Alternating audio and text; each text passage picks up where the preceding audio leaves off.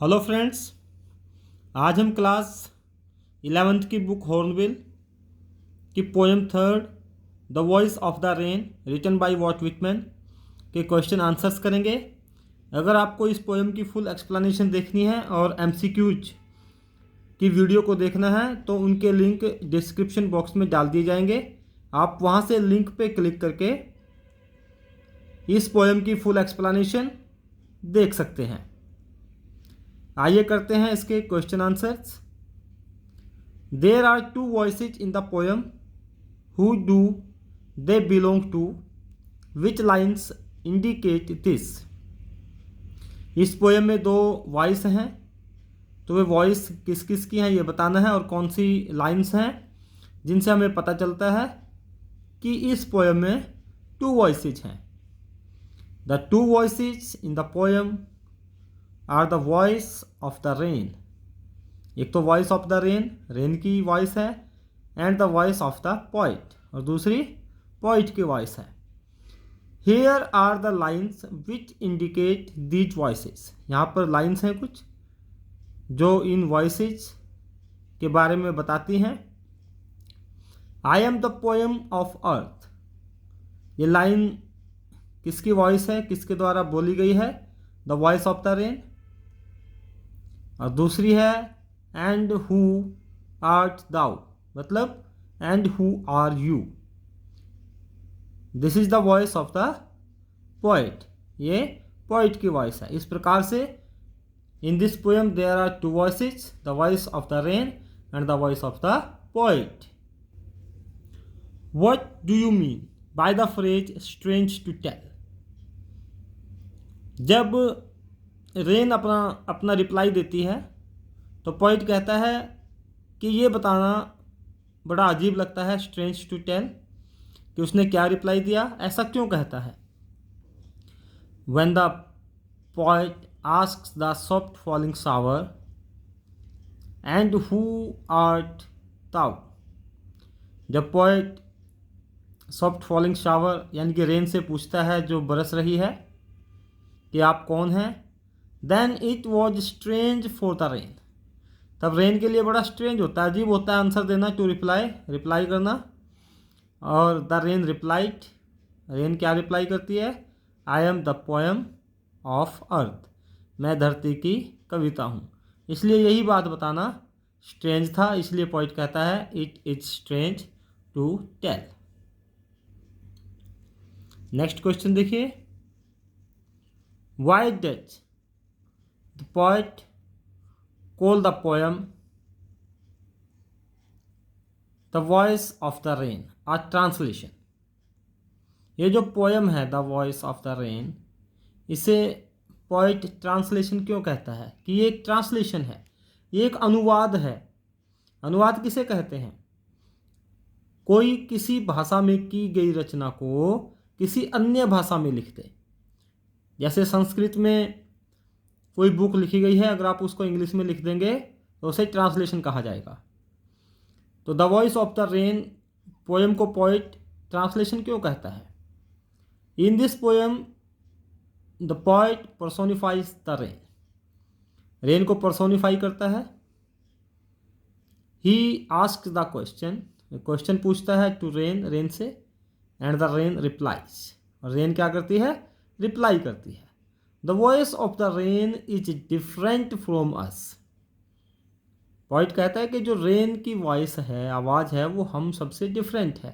Only the poet can understand it. केवल poet ही है जो इसे समझ सकता है। So the poet translates the reply off the rain into English. और यही कारण है कि पोइट जो रेन का रिप्लाई है उसको इंग्लिश में ट्रांसलेट करता है, और इसी वजह से इसे एक ट्रांसलेशन कहता है। How does the rain benefit the earth. Rain धरती को कैसे बेनिफिट पहुंचाती है, कैसे लाभ पहुंचाती है, ये बताना है। The rain benefits the earth in many ways. बहुत तरीकों से धरती को, अर्थ को लाभ पहुंचाती है। It comes down to wash the droughts. ये नीचे आती है, ड्राउट को ख़त्म करती है, जो अकाल। एटमीज, छोटे छोटे टाइनी पार्टिकल्स। और dust layer of the earth, इन सबको ये ख़त्म कर देती है। It makes the earth pure and beautiful, ये धरती को प्योर करती है, सुंदर बनाती है। It gives life to the hidden and unborn seeds, जो धरती के अंदर छिपे हुए और आजन्मे बीज होते हैं उनको भी ये लाइफ देती है। इस प्रकार से रेन अनेक प्रकार में धरती को बेनिफिट पहुंचाती है, लाभ पहुंचाती है। What is the life cycle of rain according to the poet? Poet ने इसमें रेन साइकिल बताया है कि रेन का क्या लाइफ साइकिल है, वह एक्सप्लेन करना है। The rain rises out of the land and the bottomless sea, poet कहता है कि जो रेन है वह धरती से, बॉटमलेस सी से अपना जन्म लेती है, वहाँ से राइज करती है इन the form of vapour. Vapour क्या होता है? वाष्प, वाष्प की फॉर्म में। The vapour form turns into clouds, और जो वेपर फॉर्म है, जो वाष्प फॉर्म है रेन की, वह किस में टर्न हो जाती है? क्लाउड्स में। And floats in the sky, और स्काई में फ्लोट करने लगती है। दीज क्लाउड्स डिजोल्व अगेन, और ये क्लाउड फिर से डिजोल्व हो जाते हैं इनटू वाटर, पानी में। And return to their birth place that is earth, और वापस कहाँ जाते हैं? धरती पर आ जाते हैं, अपने बर्थ प्लेस पे आ जाते हैं। What question does the poet ask the rain? What reply does he get? क्या क्वेश्चन पोएट रेन से पूछता है और क्या उसका रिप्लाई उसे मिलता है, ये बताना है। This poem is a conversation between the poet and the rain, ये पोएम एक कन्वर्सेशन है पोएट के और रेन के बीच की। The poet questions the soft falling rain who it watch, poet नीचे गिरती हुई रेन से क्वेश्चन पूछता है, हु इट वॉच, भाई कौन थी वह, आप कौन हो।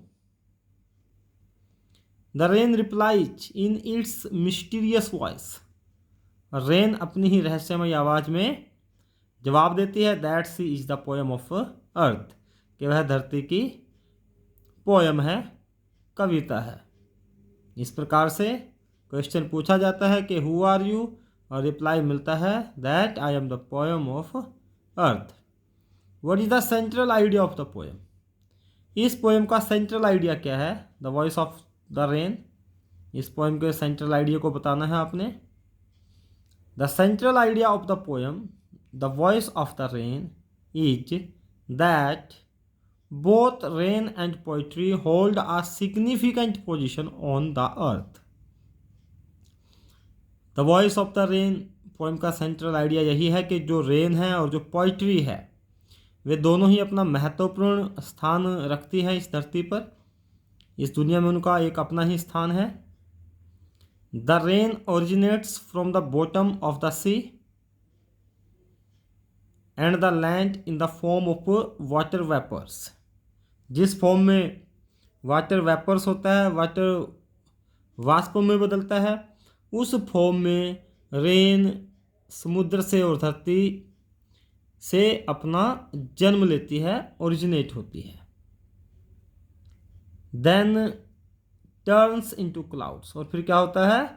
क्लाउड्स में टर्न हो जाती है। And falls down to flourish the life, और फिर लाइफ को फ्लोरिश करती है, लाइफ को खुशहाल बनाती है, इसलिए है फॉल्स डाउन, नीचे आ जाती है। सिमिलरली, इसी तरह क्या होता है? The poetry originates from the heart of the poet, poetry poet के हार्ट से ओरिजिनेट होती है, वहाँ से निकलती है। गोज टू पीपल, लोगों तक पहुँचती है। And returns to the poet at last, और लास्ट में पोइट के पास वापस रिटर्न हो जाती है। And returns to the poet at last. इस प्रकार से यही इस पोएम का सेंट्रल आइडिया है। Why are the last two lines of the poem put within brackets, इस पोएम में दो अंतिम लाइनें ब्रैकेट्स में रखी हुई हैं। ऐसा क्यों है? The last 2 lines are just the observations made by the poet. जो आखिरी 2 लाइनें हैं वे तो केवल पोइट के द्वारा की गई ऑब्जर्वेशंस हैं। उसने निरीक्षण किया है, अपने ही विचारों से यहाँ पर हमें एक अलग चीज़ बताई है, और वह चीज़ क्या है? These lines explain the extended meaning of the rain. यह हमें रेन के एक्सटेंडेड मीनिंग को बताती है, इसके अर्थ को बताती है। रेन की कंपैरिजन की गई है कि रेन का और भी क्या अर्थ है। The poet compares the rain to a song. Poet rain को एक सॉन्ग के साथ कंपेयर करता है। Both rain and poetry rise from their birth place. दोनों ही, चाहे वह रेन है चाहे पोइट्री है, अपने बर्थ प्लेस से राइज करती है। मतलब रेन तो बॉटमलेस सी और लैंड से राइज करती है, और पोइट्री पोइट के हर्ट से राइज करती है। इसके बाद क्या करती हैं जब ये जन्म ले लेती हैं? गिव प्लेजर टू अदर्स, दूसरों को खुशी देती हैं। And return to their origin, और अपने जहाँ से इनका जन्म हुआ है वहीं पर लौट जाती हैं। इसलिए उन 2 लाइनों को ब्रैकेट में रखा है। उनमें ये बात बताई है कि इनका जन्म होता है, ये अपने उद्देश्य को पूरा करती हैं और उसके बाद वापस जहाँ से जन्म होता है वहीं पर लौट जाती हैं। Name the poetic devices used in the poem the voice of the rain. इस पोएम में कुछ पोइटिक डिवाइसेज का यूज किया गया है। आपने उनको बताना है कि कौन कौन से पोइटिक डिवाइसेज हैं।